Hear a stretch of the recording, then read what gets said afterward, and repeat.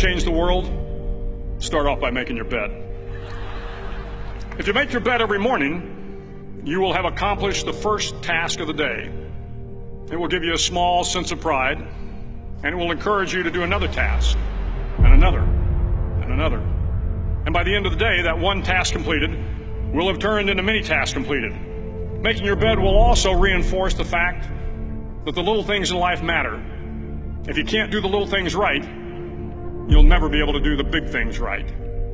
And if by chance you have a miserable day, you will come home to a bed that is made, that you made. And a made bed gives you encouragement that tomorrow will be better. To pass SEAL training, there are a series of long swims that must be completed.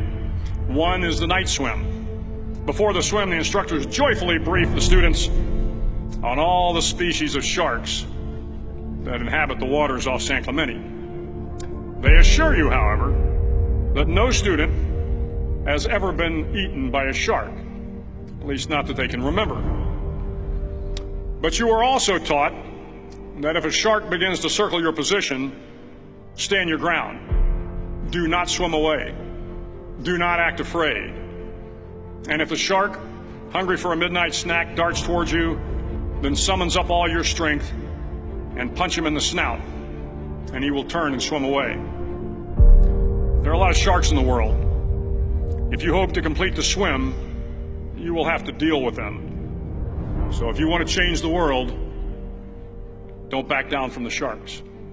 Over a few weeks of difficult training, my SEAL class, which started with 150 men, was down to just 42. There were now 6 boat crews of 7 men each. I was in the boat with the tall guys, but the best boat crew we had was made up of the little guys, the Munchkin crew, we called them. No one was over 5'5". The Munchkin boat crew had 1 American Indian, 1 African American, 1 Polish American, 1 Greek American, 1 Italian American, and 2 tough kids from the Midwest. They out-paddled, outran, and outswam all the other boat crews. The big men in the other boat crews would always make good-natured fun of the tiny little flippers the Munchkins put on their tiny little feet prior to every swim. But somehow these little guys from every corner of the nation and the world always had the last laugh, swimming faster than everyone and reaching the shore long before the rest of us. SEAL training was a great equalizer. Nothing mattered but your will to succeed, not your color, not your ethnic background, not your education, not your social status. If you want to change the world, measure a person by the size of their heart, not by the size of their flippers. The 9th week of training is referred to as Hell Week. It is 6 days of no sleep, constant physical and mental harassment, and 1 special day at the Mud Flats.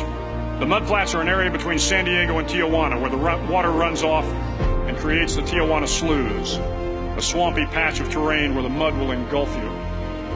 It is on Wednesday of Hell Week that you paddle down to the Mud Flats and spend the next 15 hours trying to survive this freezing cold, the howling wind, and the incessant pressure to quit from the instructors. As the sun began to set that Wednesday evening, my training class, having committed some egregious infraction to rules, was ordered into the mud. The mud consumed each man till there was nothing visible but our heads. The instructors told us we could leave the mud if only 5 men would quit. Only 5 men, just 5 men, and we could get out of the oppressive cold. Looking around the mud flat, it was apparent that some students were about to give up. It was still over 8 hours till the sun came up. 8 more hours of bone-chilling cold.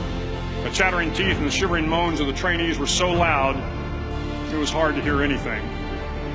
And then one voice began to echo through the night. One voice raised in song. The song was terribly out of tune, but sung with great enthusiasm. One voice became 2, and 2 became 3, and before long, everyone in the class was singing. The instructors threatened us with more time in the mud if we kept up the singing, but the singing persisted, and somehow the mud seemed a little warmer, and the wind a little tamer, and the dawn not so far away. If I have learned anything in my time traveling the world, it is the power of hope. The power of one person, a Washington, a Lincoln, King, Mandela, and even a young girl from Pakistan, Malala. One person can change the world by giving people hope. So if you want to change the world, start each day with a task completed. Find someone to help you through life. Respect everyone. Know that life is not fair and that you will fail often. But if you take some risks, step up when the times are the toughest, face down the bullies, lift up the downtrodden, and never ever give up. If you do these things, the next generation and the generations that follow will live in a world far better than the one we have today. And what started here will indeed have changed the world for the better.